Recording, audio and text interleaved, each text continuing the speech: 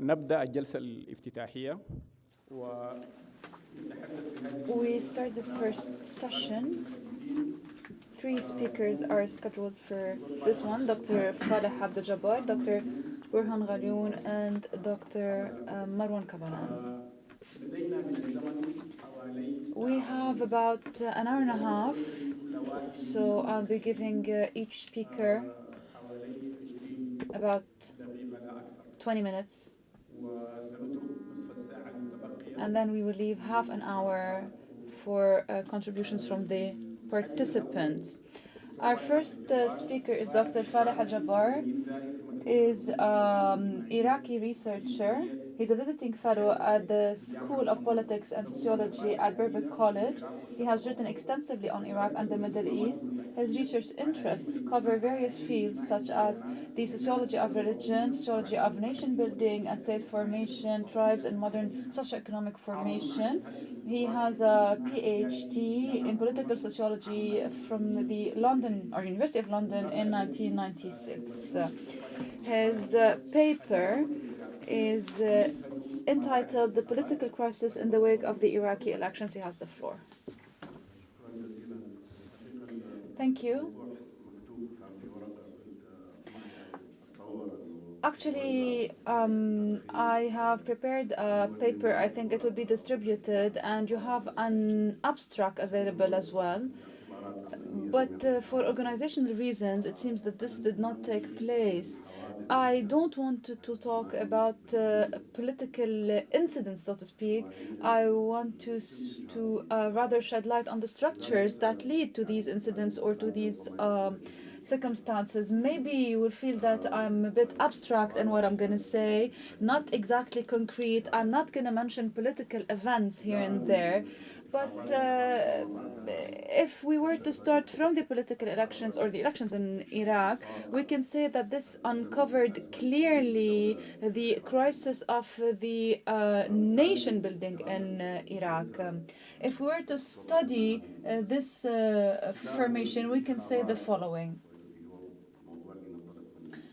I mentioned elections, and these elections took place while confessional hatred was really skyrocketing, even in terms of electoral propaganda. At the same time, confessional groups and communities were fragmented, I may say. It's very contradictory because when you have confessional hatred, you will see confessional or group communities coming together. This did not happen. So this phenomenon very much resembles the status of nationalism. In other words, when you have a danger coming from outside, you would unite. Here we see social divisions, confessional divisions, even family-based divisions, and this is what's happening, whether for Shiites or for Sunnis or even for Kurds. Before the identity politics, I would say, and this is a global phenomenon now, but it is very much seen in Iraq, because the ideological movements known in the 1960s are now vanishing. So, as I said, risk from abroad and the social structures that are vanishing, that are disappearing. And every confessional community has its own claims until the moment it gets to power. When you get to power, crisis over resources, wealth, power itself starts. This is a country where economy is simply paralyzed, no scale or market economy. We have a state that is using its own resources and redistributing it. This is a major problem in Iraq. England based the Iraqi state on an understanding between Shiites and Sunnites. I take you back to 1921. It was very responsive after, of course, the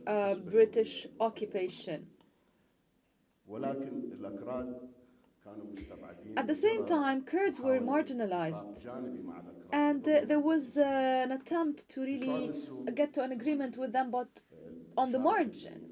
Because of this market economy, we didn't have industry, we didn't have craftsmanship, we only had territories to be distributed to people.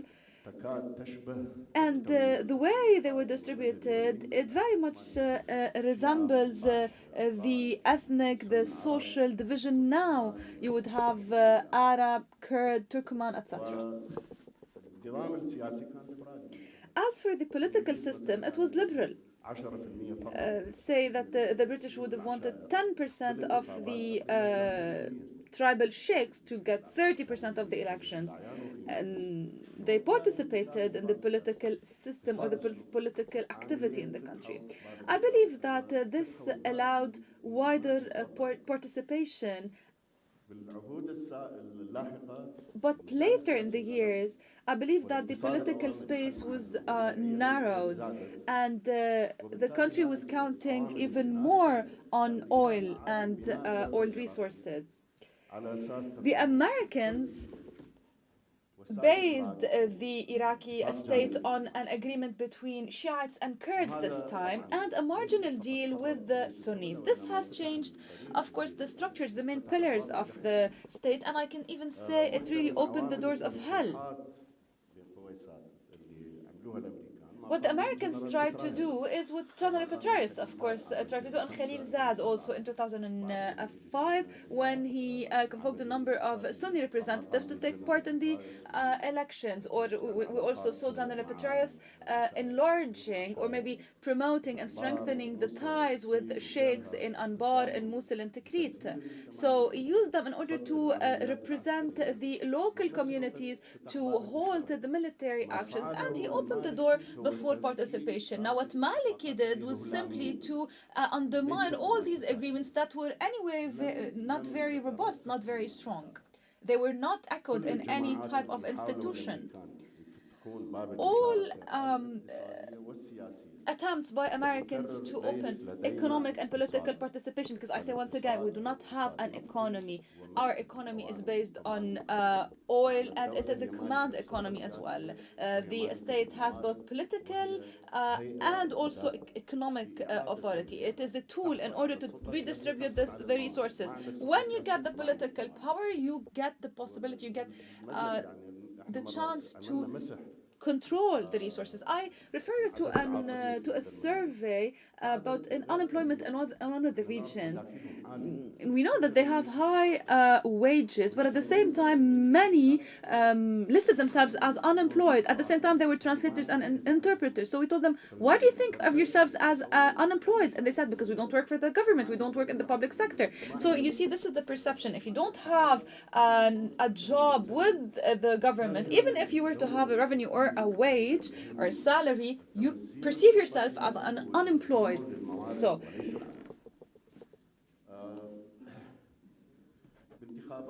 after the 2014 elections,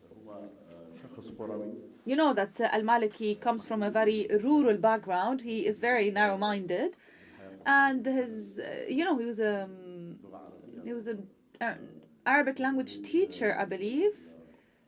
He graduated from the fiqh faculty or Islamic studies, jurisprudence studies in Baghdad. He comes from the Tuwairir region. How can you tell that he comes from a rural background? First of all, he wasn't appointing his classmates or his colleagues. He starts by appointing his relatives. So nepotism is really controlling his relations and his perception of power. And this is how you can tell the difference between someone with a rural or an urban background. Also, he's very much obsessed with security. He was in charge of the security aspect with the Dawah party in Syria. So he has no administrative or political experience, so to speak. And this obsession with security, with control is there. He wanted to echo this nepotism even within the institutions, and he also monopolized resources and power. Although we have a parliamentary a federal system, so resources were supposed to be distributed and the power was supposed to be shared. We also have an administrative system that would allow such practices. Now, when centralization actually was very much used, I believe this goes against democracy, and this is in contradiction with even the federal state and decentralization, administrative decentralization specifically, one that is anyway embodied in our constitution. That's why we saw problems between the central and the 9 governorates, the 9 Shiite governorates. There were also confrontations with the Sunnis and with the Kurds, so not only with the Sunni regions, but also with certain Shiite parties. I think that Badr, for example, got closer to the authority, and there was division even within a Sadr movement. So he tried really to oppress not only Sunni Shiites and Kurds, but everywhere. And this is why we saw this resistance and this opposition. I can tell you that his son, Ahmad, was actually controlling the green zone. I said that. في هذه الأجواء In مالكي الحملة. In these circumstances, Maliki, of course, started his campaign in 2014 according to the following foundations. First of all, exaggerating the Sunni danger or risk.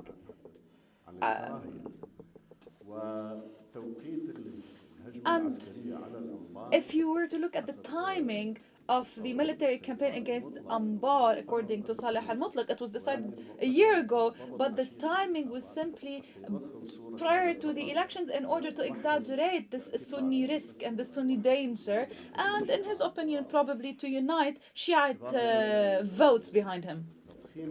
So there was this exaggeration of the Sunni danger, and there was another foundation or component of his electoral campaign, and it is one aspect that is very present in Iraq. We speak of compromise really in Iraq. We know that every decision should be taken in view of the opinion and also the interest of the other stakeholder. This is consensual. And this is a practice that exists in Belgium, in Holland, in other countries, probably 50 countries or so. In some countries the experience was very successful, in others it was a failure. So this idea is based on openness in the political system and the role of the citizen as well.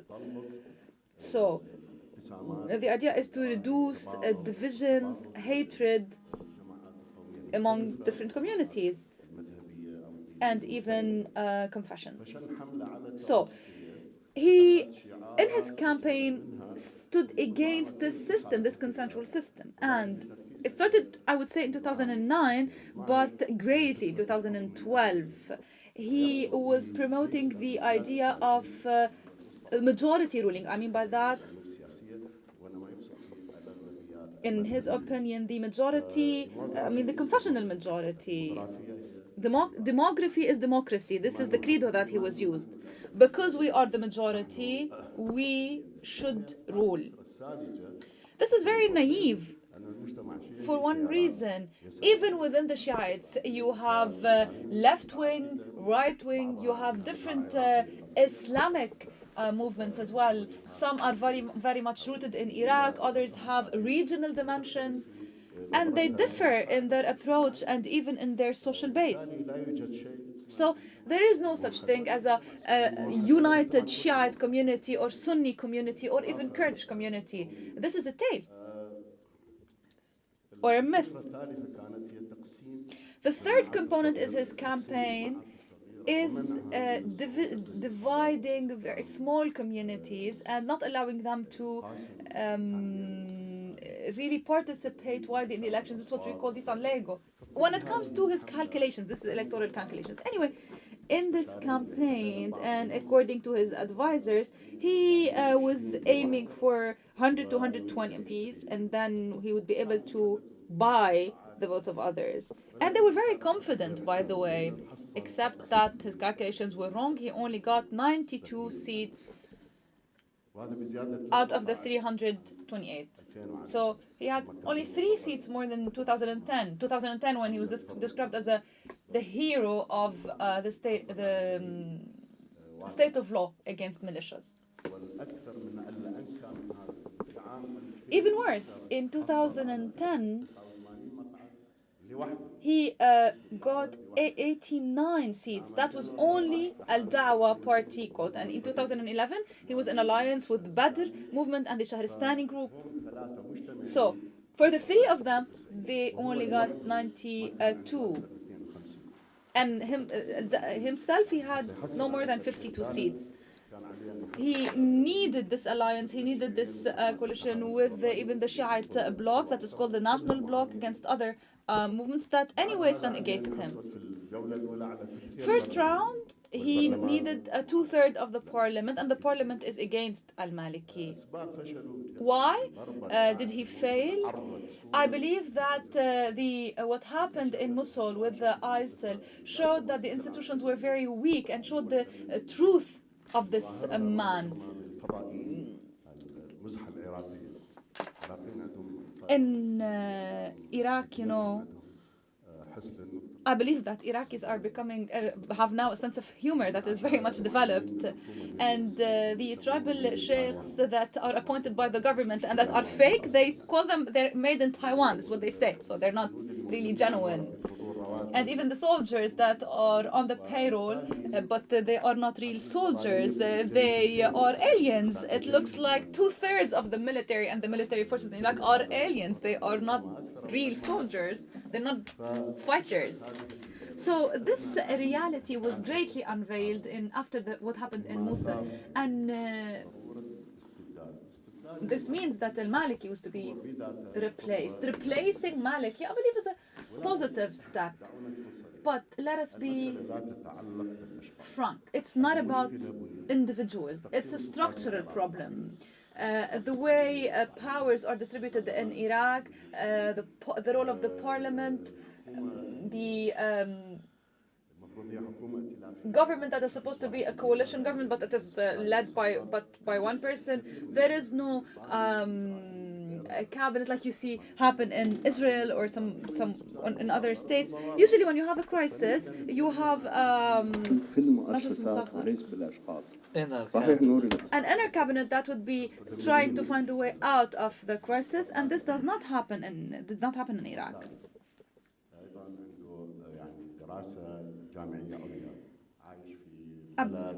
This is we have leaders in Iraq who were exposed to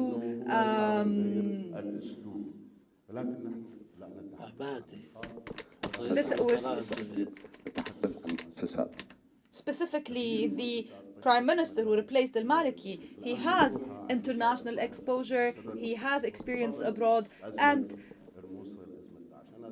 his appointment came after the incident events in Mosul. I'm going to keep it there because I want to give the floor to the other speakers taking part in this panel. Thank you.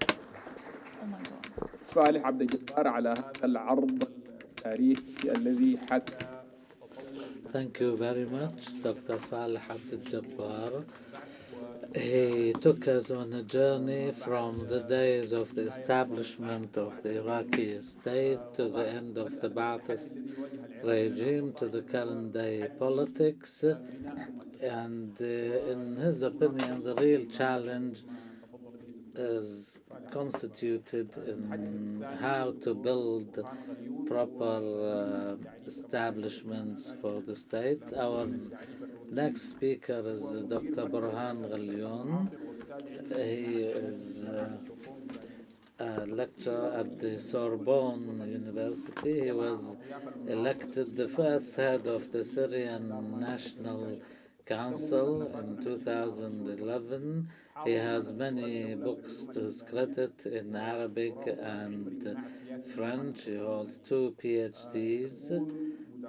His intervention will be under the title The Syrian Scene in View of the American Intervention.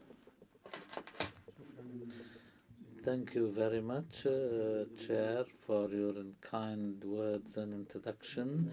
Good morning to you all, ladies and gentlemen.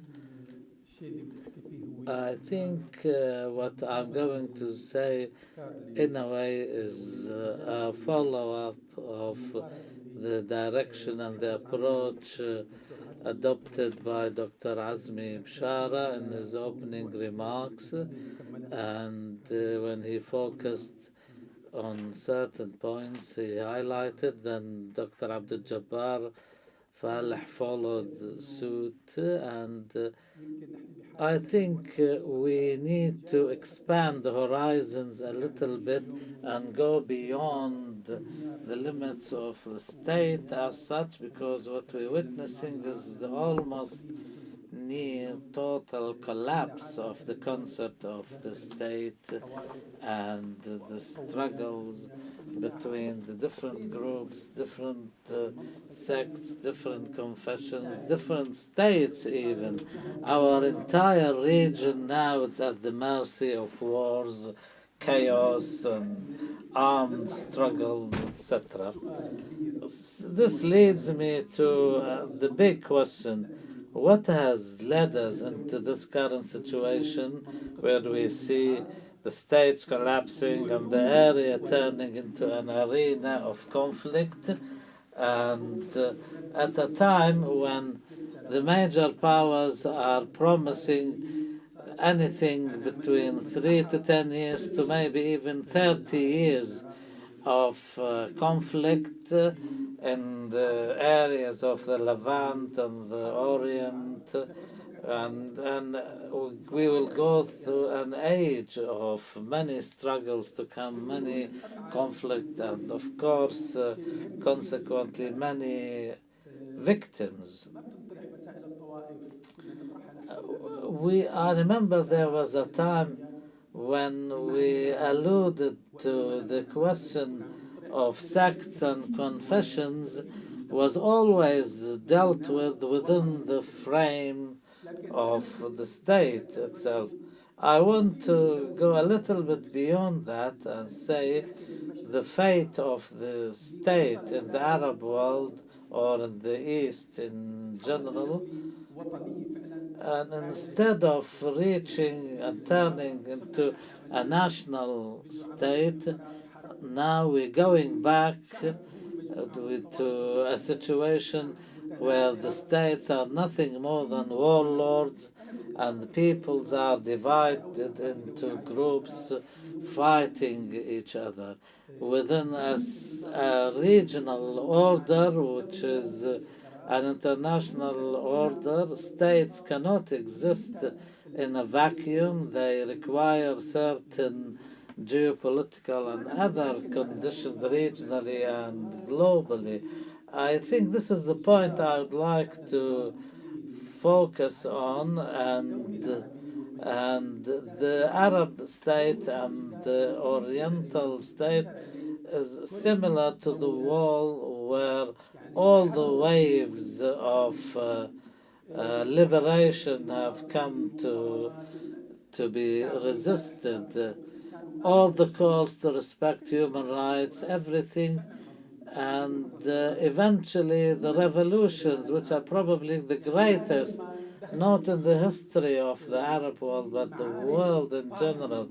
It's very rarely that entire groups of people engage in this kind of wars in defense of their values when they stand for. Like in Syria, an entire population threw itself into a situation of war and conflict because The humiliation they suffered was intolerable and untenable, and despite 4 years of such suffering, they have not managed even to secure part of the rights they rebelled for.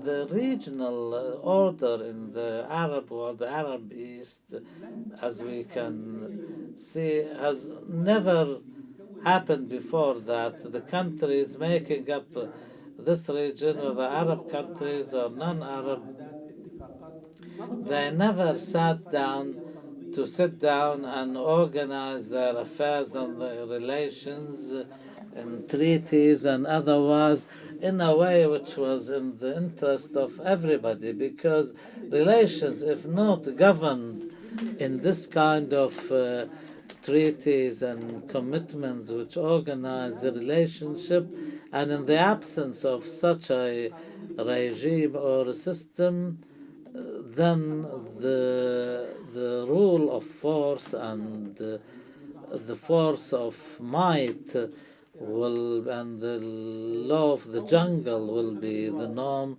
or imposing the status quo will be the norm. So instead of developing and improving the situation, it seems that we're going backwards, and we have not managed to have this kind of coexistence. This, of course, is part and parcel of international arrangements and to protect the interests of other powers. Maybe in the beginning it was the question of the oil and securing the flow of oil and everything that might entail, but afterwards it's difficult for us to ask of other powers who are here to serve their interests to come here and do us all favors at a time when they came here only to impose Israel. The Arabs are not opposed to Israel because it took part of the Arab land and established a state on it. For example, something like that happened in the south of Sudan, but Israel is existing under this situation of imposing the status quo, and this is the best manifestation of the order imposed on the East, and protecting it was the main occupation of the main powers, which is I called semi-colonial in some of my writings, because all the balances and stability in it are linked and dependent on international will and relations, not emanating from the local will and decisions by the countries in the region, which was reached through mutual understanding and treatments. There is no longer, of course, direct colonialism as we witnessed last century, and it was defended to a great deal. In fact, the first attempt at bringing down this wall was the Pan-Arab nationalist movement. They tried to come up with one unifying agenda for the area and win back, recover the decision-making from the international powers and put it back in the hands of the Arab peoples and Arab states, and to build a large enough force on the basis of Arab unity to defend the independence, or at least win back even marginally the initiative, to guarantee for our countries our sovereignty and a direct relationship between the ruler and the ruled, rather than being subjected to international will all the time. In fact, we can never understand the nature of the animosity and hatred which the Arab pan-Arab nationalist movement and the animosity it was faced with as representative of the international will and that the large industrial countries headed by the West would always want to keep us under their thumb.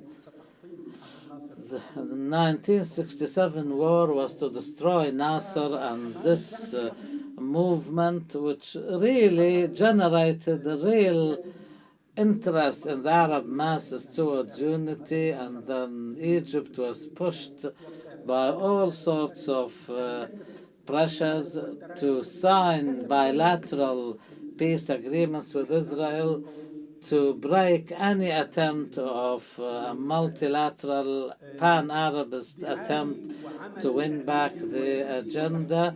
This was accompanied by a huge amount of work to portray the pan-Arabist, pan-Arab nationalist movement as a chauvinist, Nazi, etc., way of thinking, and to keep the Arabs at each other's throats all the time. This is not new, and maybe looking from a distance will give you a different impression, but the Arab revolutions were also installing the Ba'athist regime in Iraq and Syria to oppose Nasser in Egypt was one of these attempts.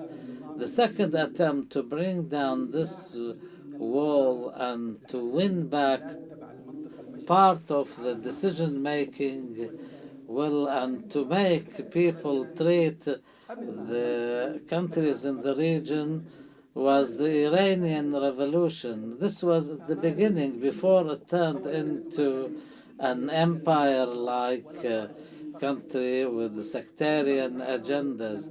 It was based on the idea of liberating Iran from the Western influence, and it was supported by nationalist and populist movements, some of them Islamic.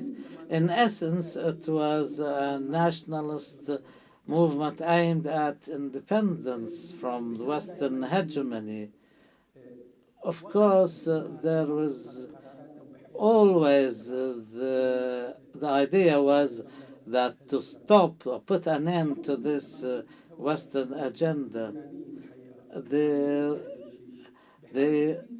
Iranian revolution was destroyed by the Iran-Iraq war when hundreds and thousands of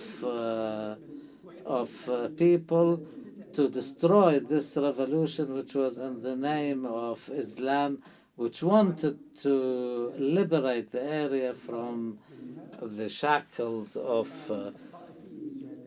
American and Western hegemony. Now, the change as we see it now after the Iran-Iraq war, which the Iranian regime changed the idea of liberation, and the Islamic revolution was replaced by a new tool in the hands of the Revolutionary Guards to spread its influence and to help some Islamist movements to expand Iran's influence and to strengthen its hand in its negotiations with the West. Undoubtedly, the Iranian regime managed to stand up to this Western hegemony to a certain extent, but anyway, what was the result after 30 years of these attempts? The states could never manage to form. It was these attempts were totally aborted, and the region could not develop. Of course, this was because there was no real regional order based on cooperation, understanding, and mutual agreements to develop an agenda of development. the region was deprived of all means of political development, empowering the people, economic development, and all forms of development, and was rendered helpless in defending itself and totally relying on the foreign powers. Of course, it cannot defend itself, and people who have guardianship, so to speak, over it will have to come to its aid whenever the region is in need of defending. This, of course, before the collapse of the state, there was a question of rampant backwardness and stagnation, which made the people subjugated to mafias, nothing more than mafias, which were ruling people. And this sort of helplessness led to the birth of the revolutions. The Arab revolutions, really, in the true sense of the meaning, was an attempt by the Arab people to regain what they were deprived of, to have sovereignty back from this regime, or the semi-colonial order, with the foreign intervention aided, supported by the dictatorial regimes and vice versa, which can never be understood outside the scope of foreign intervention. The Arab revolutions was a revolution from the base upwards. It was an attempt by the people to regain their sovereignty. It was really countered by a counter-revolution, and going back to Syria is a real example. 4 years of barbaric killing, intervention by Iran and the militias did not generate any reaction whatsoever from the international community. Not just Iran and Russia, I mean, the West in particular. There is no reason whatsoever, in their opinion, because they saw in the Syrian revolution was an attempt to rid the area of the international hegemony and the international order that we talked about. They wanted this revolution to kill itself from within. And secondly, the regimes themselves, Gaddafi said this, the Syrian regime said this, they understood very well that the best way to destroy these revolutions is to label them as terrorists, and Islamic terrorists for that matter. ISIL, ultimately, what can I say?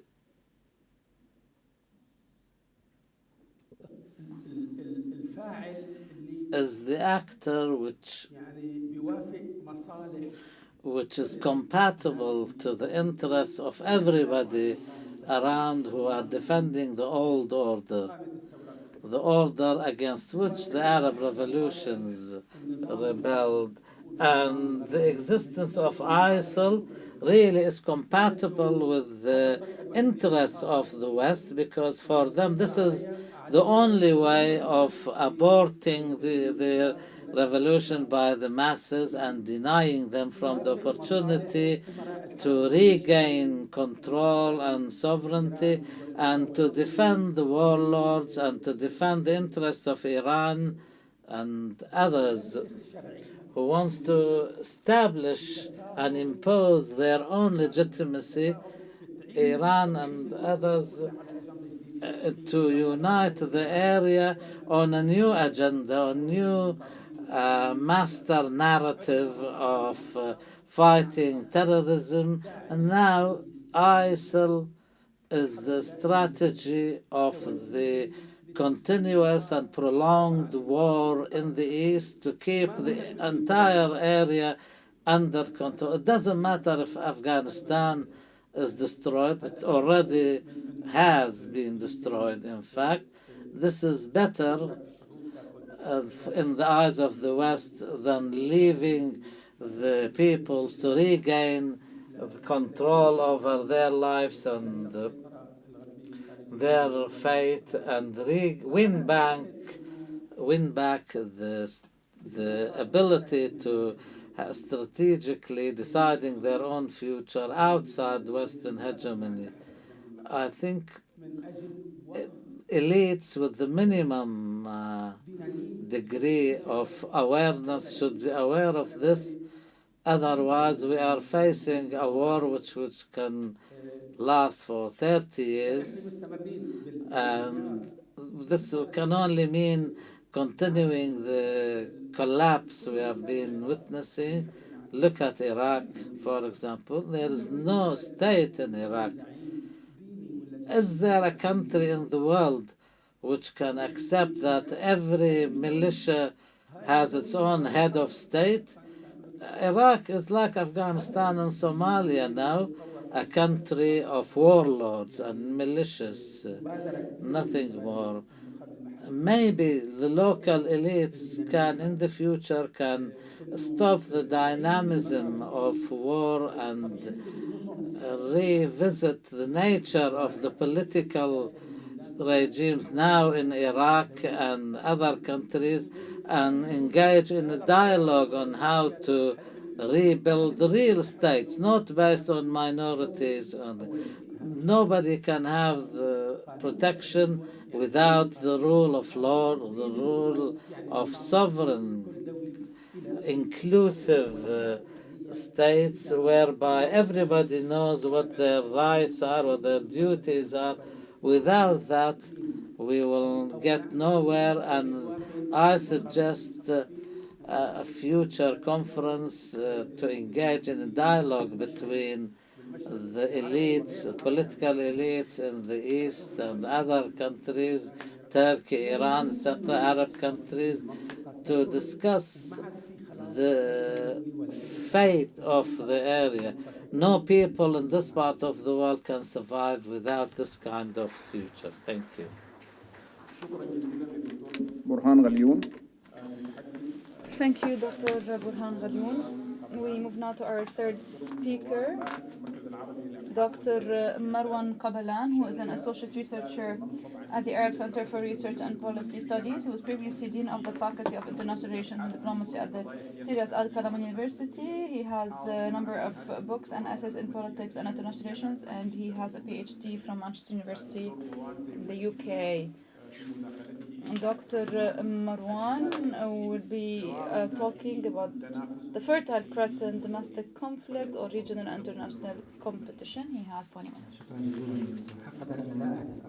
Thank you. Actually, my title is not to raise a question, because the relation between what's domestic and what's international in this region is clearly obvious. I am only trying to understand and to focus on the global image of our region now that we are really dwelling on the details of the events taking place here. Everybody knows that what has started as a revolution in the Arab Spring countries targets, of course, freedom, social justice. This is on the sociological aspect, and maybe from the political aspect it would be a redistribution of power and wealth that was monopolized by the minority, while the majority was marginalized. In these countries, social movements were rising, as we all know, and they led to these revolutions. However, they soon became a regional crisis, and that has become actually what I'm going to call a war by proxy, especially in the Fertile Crescent countries. these countries are highly sensitive when it comes to any changes occurring on the regional or international order. The geopolitical role of any country can be a bliss, but can also be a source of evil if you don't have in these countries an elite that would be able to put together a strategy to manage the wealth and to benefit from the opportunities that these countries have in a way to reduce risks that occur. So, when you have such a strategy, the role of the state becomes also vital and pivotal. However, when you have mismanagement, your very strategic position would lead you to destruction. This is what we're seeing happen in Syria and Iraq and in other countries outside the Arab region. Examples such as Ukraine, from outside the region, obviously. I believe that what's happening in the region stems from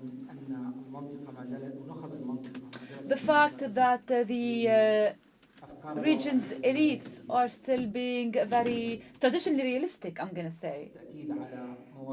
In other words, they always focus on the previous equations and structures of power. Elites in this Middle East always look for security individually, look for enhancing and exaggerating their power and their influence, especially if they have really superiority and especially if they are not convinced with what they have now. I give the example of Iran here. This would deal obviously to a crisis, and the logic of middle ground and concessions would disappear, and any win-win situation would not be possible. In such dangerous circumstances and events, this elite would not think of what is in the interest of everyone. We see this happen in Europe, where this logic itself was widely understood after crises and wars that were of great violence in the 19th and 20th century. What's happening in Iraq, in Syria, and in the Fertile Crescent countries in general is something that we've seen before, but at a minor scale, I would say. Our regional order is greatly linked to the international and global order, and there are changes occurring in this order. That's why we see this echoed in our region as well. For example, if we were to look at Syria,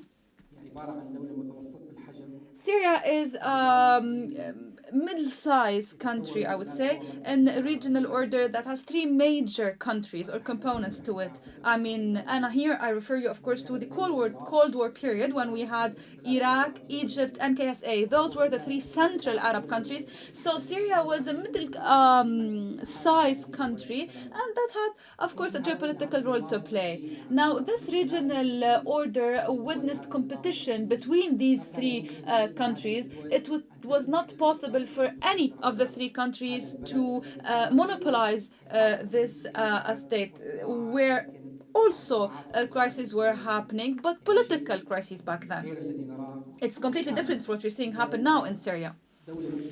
So a country like Iraq, or the size of Iraq, that never had access to the sea, clearly was looking west towards Syria, because it would be its way to the Mediterranean, and it would be its possibility also to export its oil.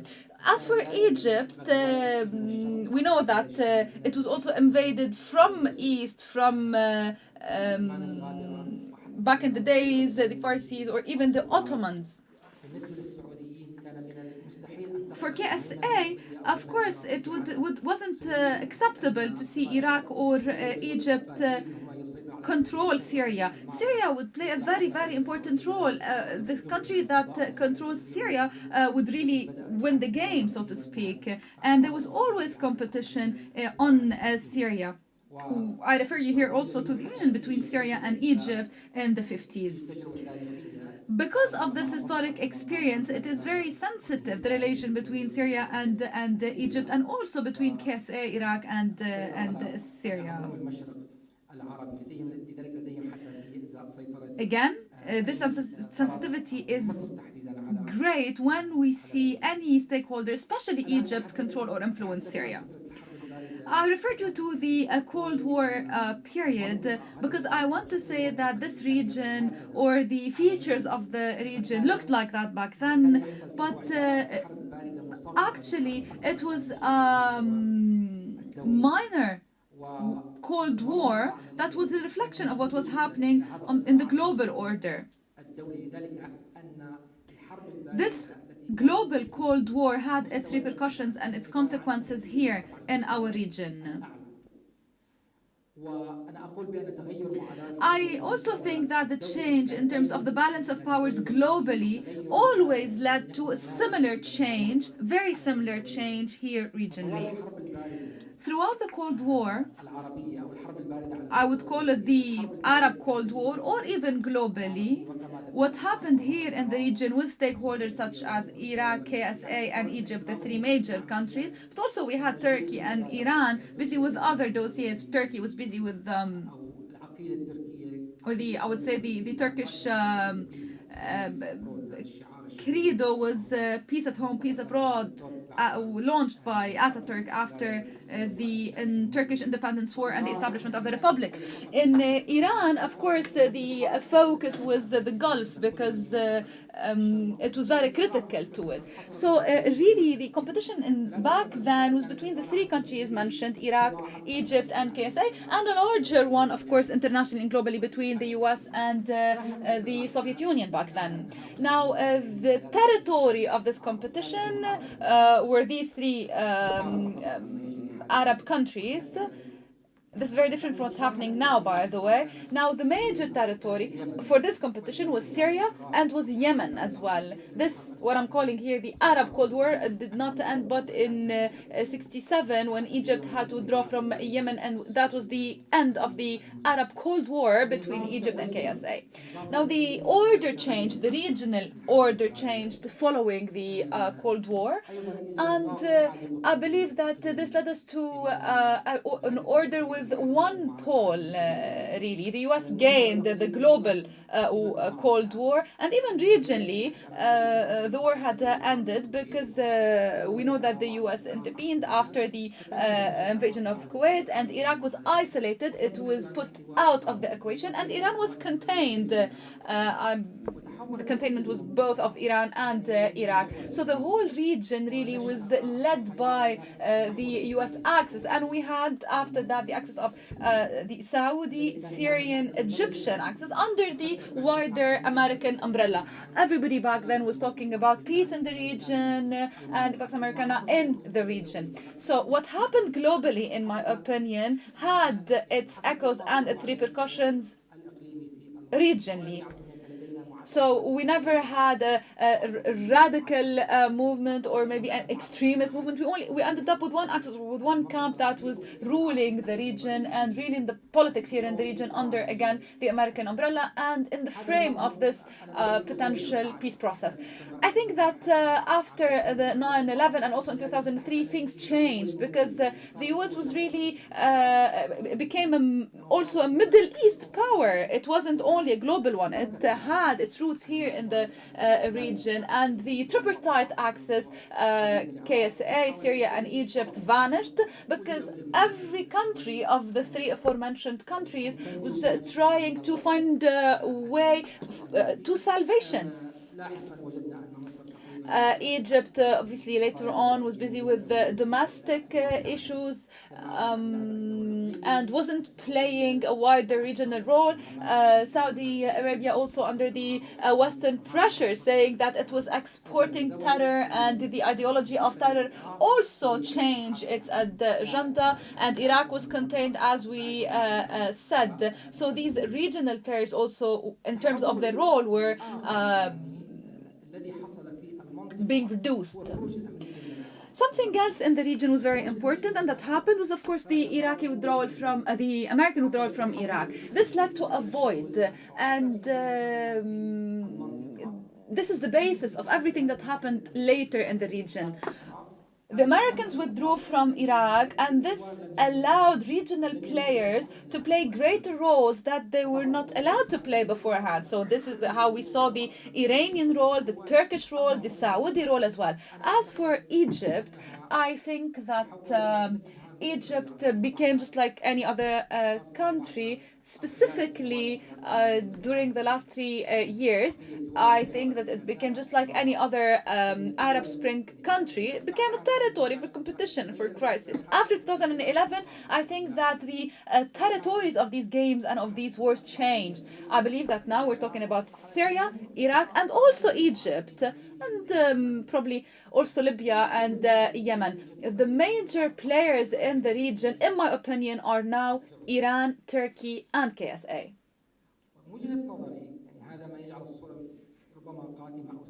This causes this very gloomy image, in my opinion. Now, if Arabs were be represented in this image, you see that they are represented by Saudi Arabia, but still it is not a player with wide influence or with great influence.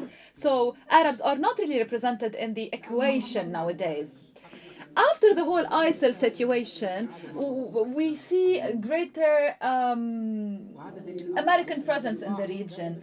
This shows that the pace of our regional order is greatly linked to what happens globally and the balance of power globally. This American return, so to speak, if it were to happen in order to organize things in the region, well, I think that this would lead to more restrained role of regional players. I mean by that Iran, Turkey, and Saudi Arabia. However, if this American return were to achieve partial or minor objectives and purposes,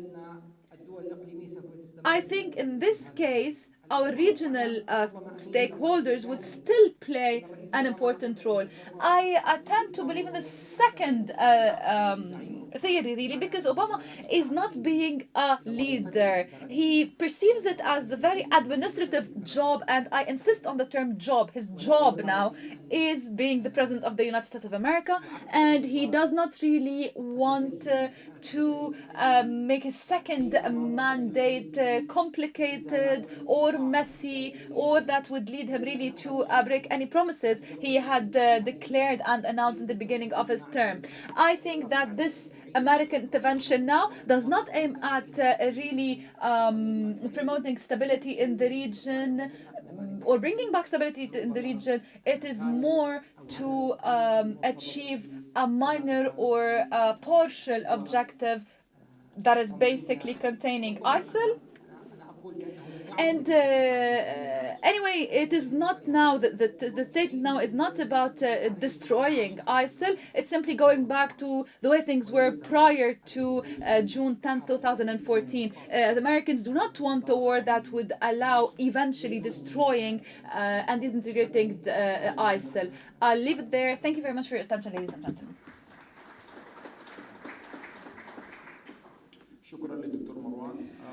Thank you, Dr. Marwan. It is 11:35 minutes now. I would take 5 minutes from the break, so we will give you 30 minutes for your contributions, as I said before. So please, whoever takes the floor, please be brief, concise, 2 to 3 minutes only. Otherwise, I'll have to stop you if you go beyond 2 or 3 minutes. And please keep it to the essence without digressing, and you only have 2 to 3 minutes. Thank you. Now I open the floor. Dr. Abdul Wahab.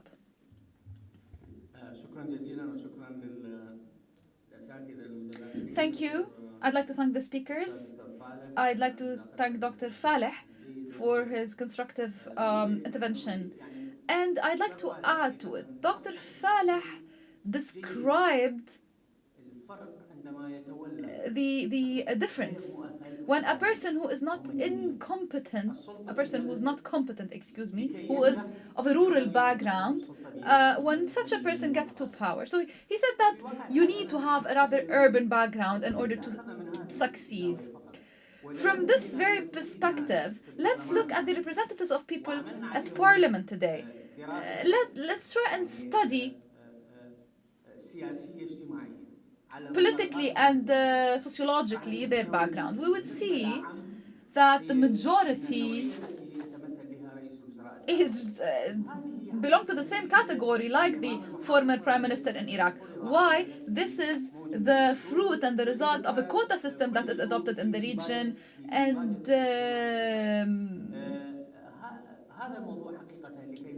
in order for Iraq to turn this page, you need to change the very basis of our political process now. This is my first point. My second point is to my friend and my colleague, Dr. Marwan. As a matter of fact, when Iraq was established after the Second World War, it was supposed to look towards the Mediterranean as its vital space. And that's why if you were to look at even oil and the oil infrastructure, it was towards the Mediterranean, not towards the Arabic Gulf, but until the production in Basra and Zubair increased. So when we talk about Iraq's relation, it is really with the Mediterranean and the Middle East. Why? Because Iraq inherited indirectly the role of the Ottomans in the Mediterranean beforehand, and that's why there was some kind of an agreement between the British and the Ottomans in this line of division of power in the Arabic Gulf, and this led to what happened in Iraq after that. At the same time, so the security of Iraq is from the west and the danger comes from the east. When I say the west, I don't mean the current west, I mean the west of Iraq, so the Levant really. When you look at the Levant, yes, the Iraqi interest can be run, but when you look at the east, the things are completely different. Thank you, Dr. Abdul Wahab. Go ahead.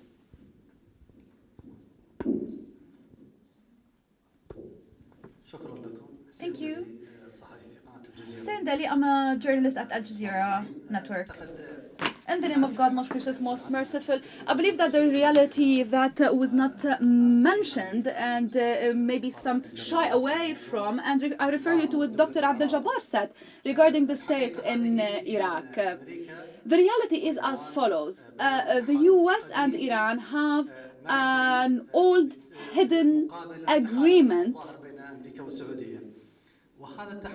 that that comes while there is an agreement supposedly between the US and KSA.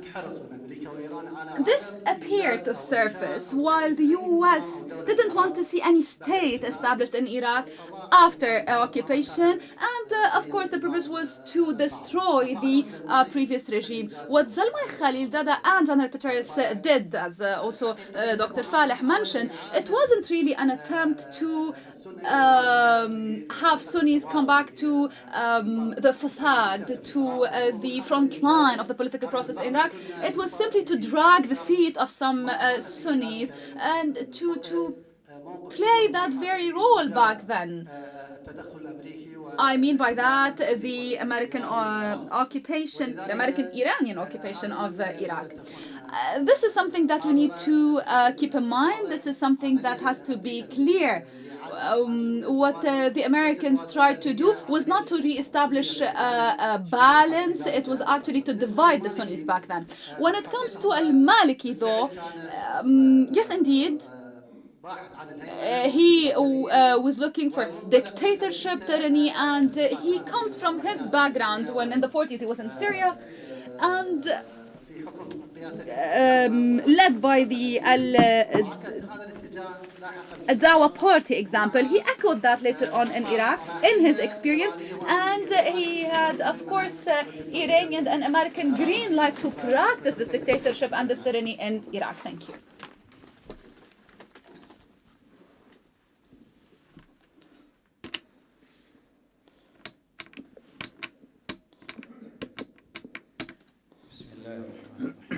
the name of God, the most merciful, most compassionate. Dr. Burhan Ghalioun has managed to place his finger on the right spot, as they say, because Israel is the spot where all the crises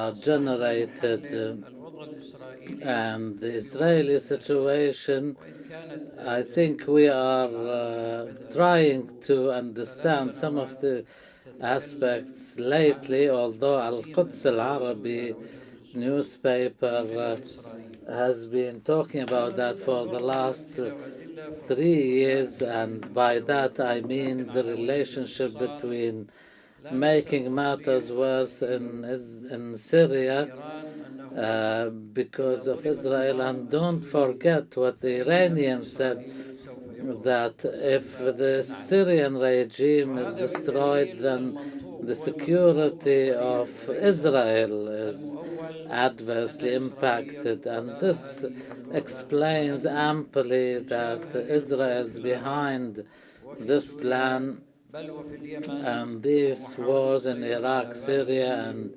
Yemen, and the attempt to gain control of Al-Mandeb Straits, and the Houthis, who are close to the extremist Shiites, because Iran is the real ruler in Damascus, and so they want the Sunnis of Turkey to be dragged into this war. I think Turkey had the strategic vision and saved itself from a similar fate as Saddam Hussein was dragged to before. And I must say that in the Arab and Muslim world, despite our differences, we must talk about how to resolve the situation. I think people present here are the elite, and they know and understand the situation, sometimes, with all my due respect, more than the speakers and the panelists. The idea is we should understand that people should be treated as people. We must meet on this basis and leave religion to something which people choose, as the Quran says. And Abu al-Hasan al-Mawardi said that difference can lead to cooperation. This may sound a bit strange, but in order for us to live as people, as brothers and sisters in this life, as for the afterlife, then we can leave that to the hereafter, and we must separate between Arabism and Islam. Begin, who comes from Poland, says the Golan Heights are biblical land. He is supposed to be a secularist, and as for imitating the West and borrowing their terminology, please just tell us what you want to say. Thank you, Mr. Chair. This is Professor Bülent Aras from Turkey. My question is to Dr. Marwan. Dr. Marwan described, a forthcoming regional order that's going to be dominated by Turkey, Iran, and KSA. So my question is, what we have now in the Arab world is, the regional order is more Arab than ever. Here, even we are talking IS, which is, totally an Arab structure. So the room for maneuver for the regional countries are more limited than ever. if you think of alliance patterns, the regional countries are losing their Arab allies, so also the influences. In addition, the regional environment is less stable than ever for the international powers. So here we have, an Arabness after the Arab Spring. So how come in such a, having such a new Arabness and Arab dominatedness, how come, other powers are going to play such role?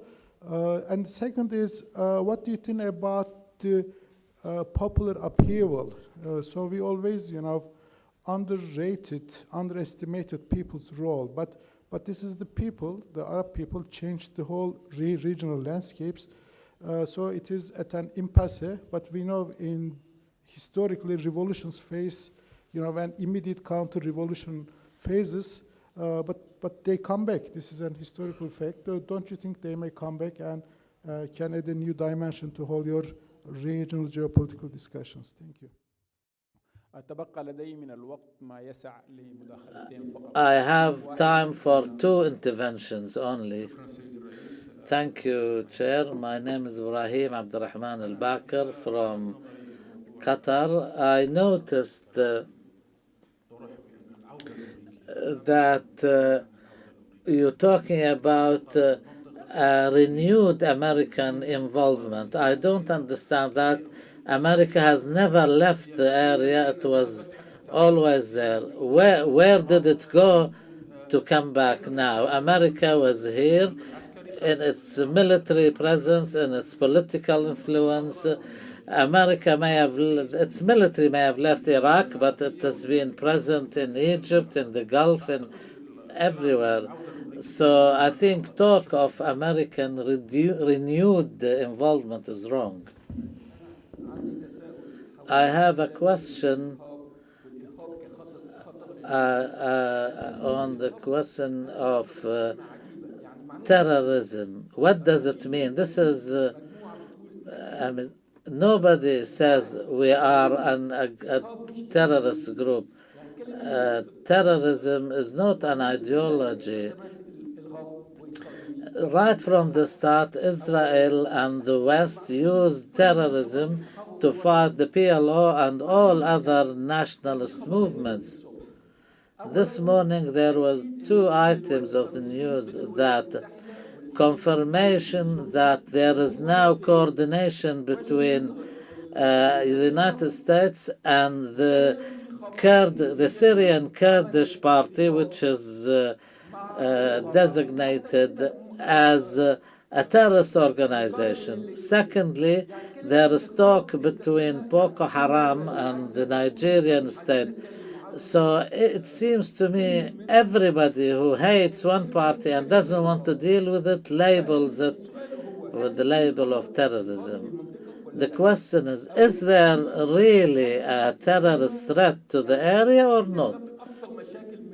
And does this term terrorism create more problems than it solves? Thank you very much. I'll give each panelist 3 minutes to comment on the questions. I'll start with Dr. Faleh Abdul-Jabbar.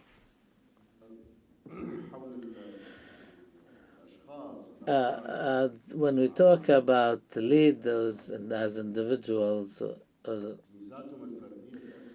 their individual characteristics become more apparent and more influential the more close the system or the regime they represent are, because in this situation there'll be no checks and balances exercised.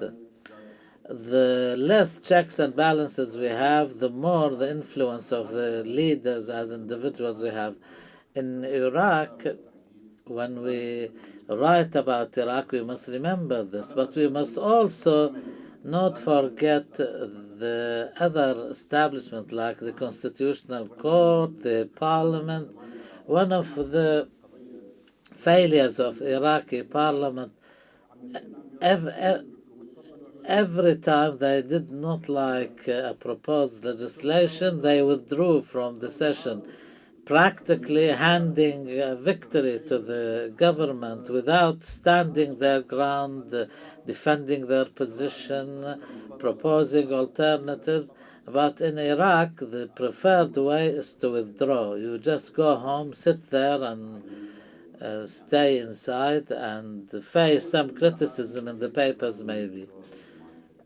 As for the American-Iranian coalition, Zalmay Khalilzad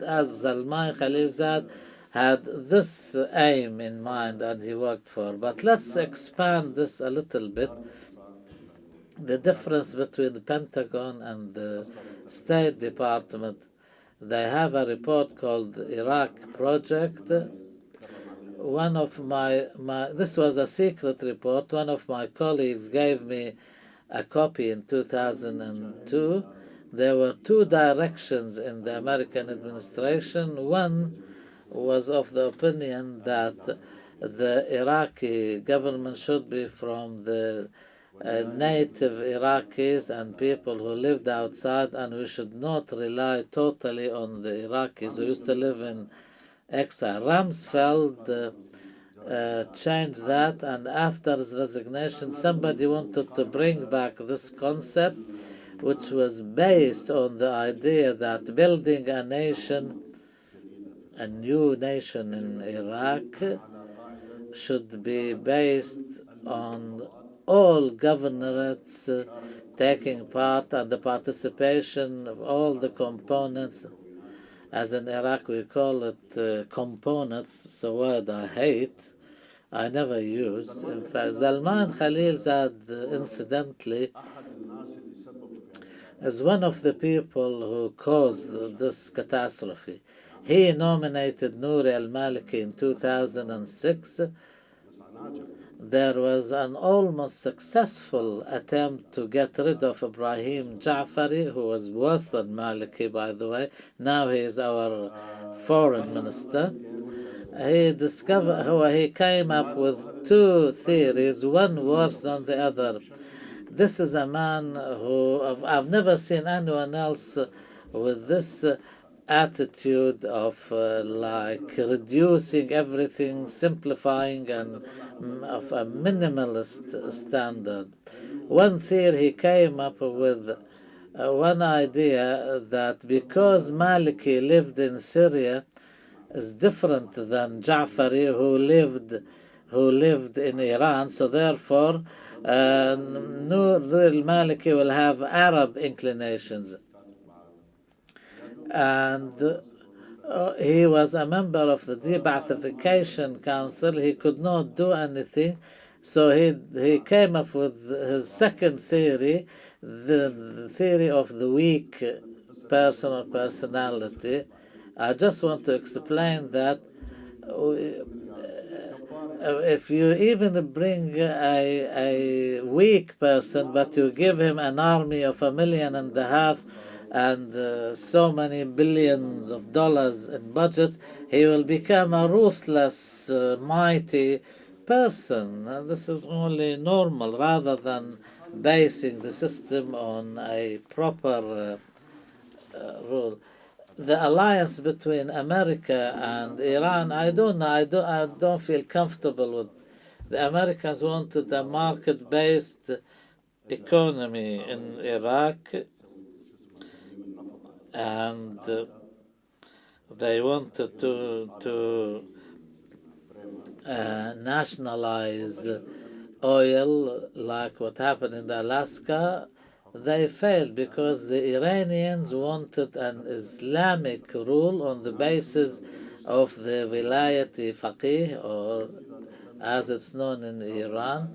And there is Kadhim al-Ha'iri, one of the religious leaders, wrote a paper about that when he said we start with the Vilayati Faqih, and the official religion of Iraq should be Islam, but according to the Shiite 12 creed, and then we have a religious supreme leader who should rule the country, and there is a big gap. The Americans are pragmatists, so we should make a distinction between the two things.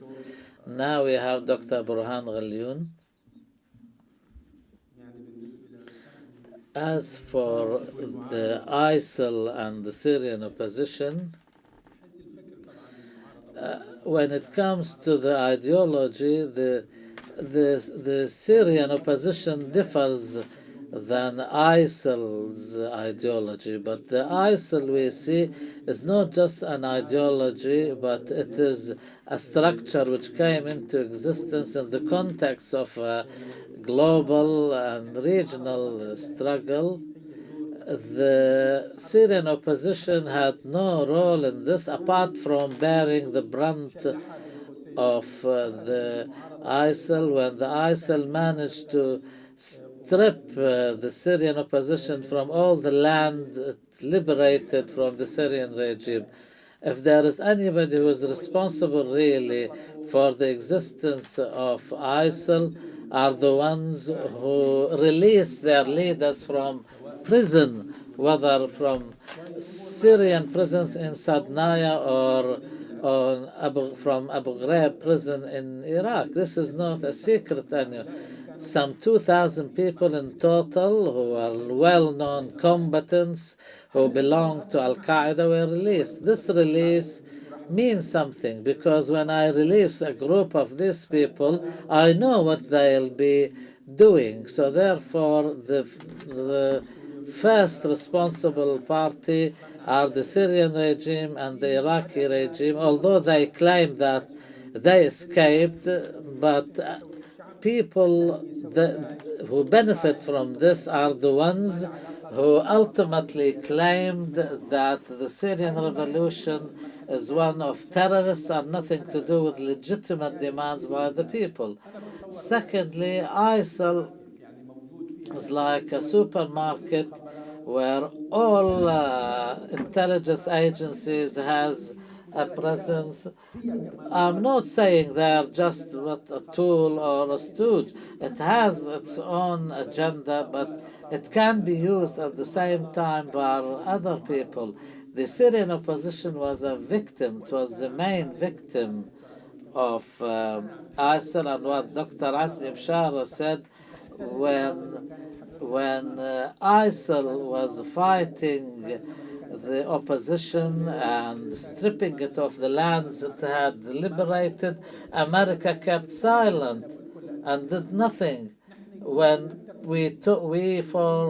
for more than 1 year, we used to say to the Friends of Syria group that if you did not help the fighters of the Syrian opposition, who were not Islamists, by the way, they were just ordinary Syrians, apart from the basic belief in God, we told them, if you don't do that, if you deny them of the opportunity to defend themselves, they can only have one option, to go and join the ranks of Al-Qaeda and ISIL, because their homelands, their villages and towns are faced with a war of annihilation with barrel bombs and others, and they want arms, they want ammunition to prolong their fight as long as possible.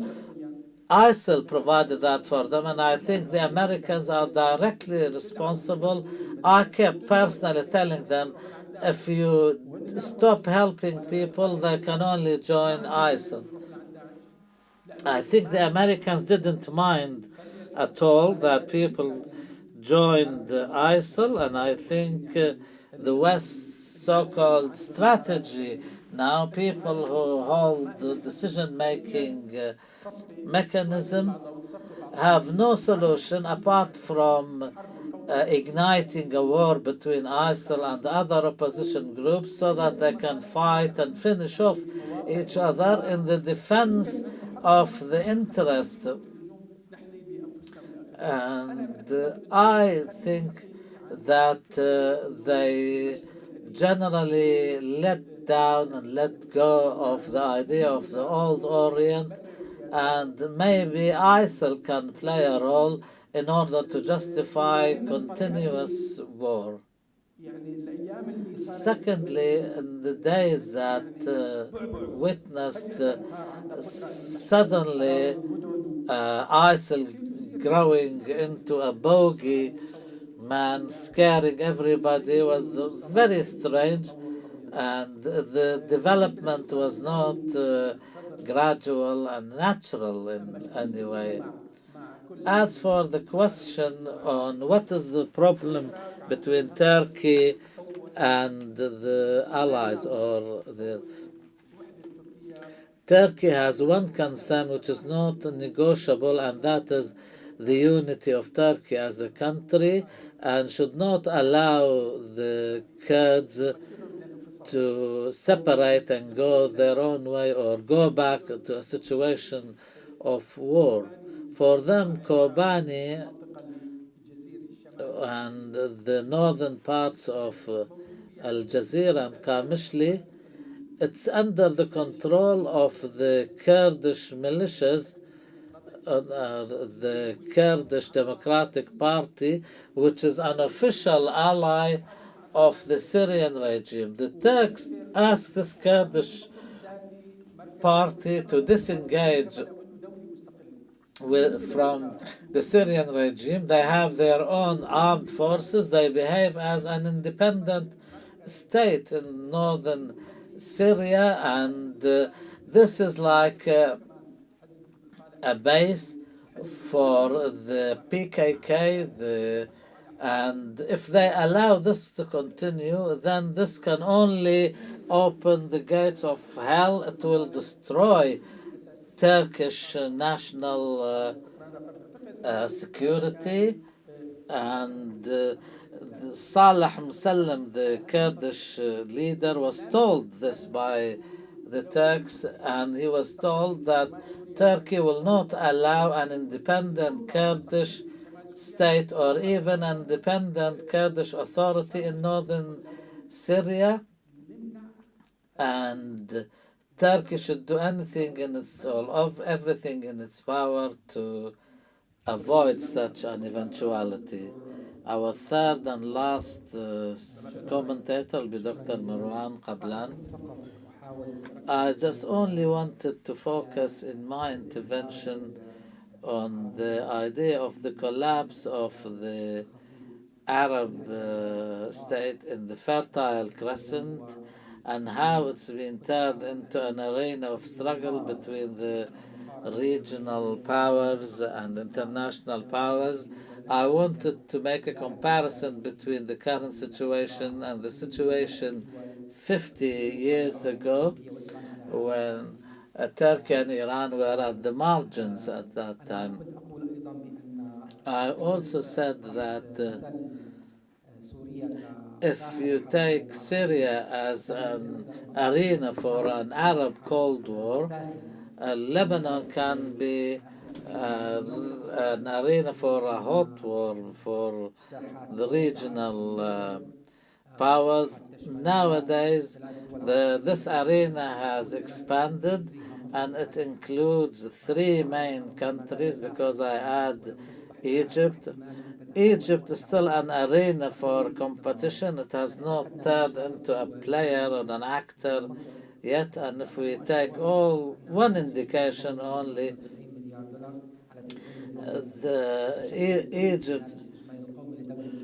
Egypt's total gross product income is $275 billion, which is for 90 million people represents 1/3 of that of Turkey.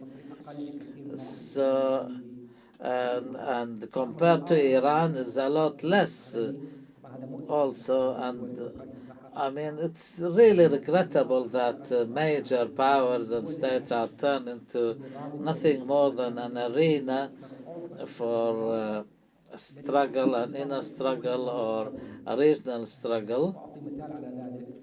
Another example we can give is when the Soviet Union collapsed, Yugoslavia disintegrated because It was made up of different ethnic and religious components who could not manage between them to reach some sort of understanding on a higher noble cause of a national identity, and therefore some components resorted to outside help against another component inside the country. This is what happened in Syria. This is what happened in Syria. This is what happened in Lebanon in 1975, when these different components became tools in a regional and international conflict which belonged the conflict. One last mention of the question about the return of the Americans. What is meant here is the direct military intervention, which was absent in the last 3 years only. Thank you very much. At the end of this session, I would like to thank on behalf of you and the Arab Center to our 3 panelists, Dr. Faleh Abdul Jabbar, Dr. Burhan Ghalioun, Dr. Marwan Kabalan. We will come back at 12:30. We have a 20-minute break. Thank you.